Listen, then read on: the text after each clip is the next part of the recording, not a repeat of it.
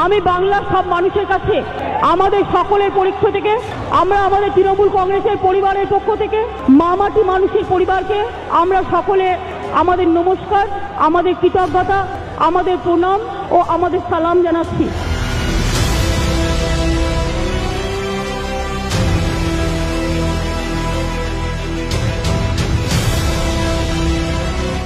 আমি মনে করি 35 বছর বাদে বাংলার মাটিতে মানুষ নতুন করে স্বাধীনতা পেয়েছেন, মুক্তি পেয়েছেন।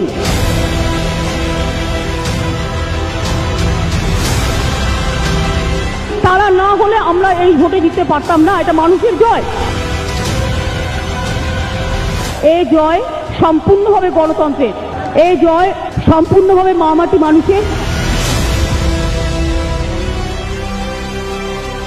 এই জয় দীর্ঘদিনের বঞ্চনা, লাঞ্ছনা, নিপীড়ন ও শোষণের বিরুদ্ধে অসহায় মানুষের জয়।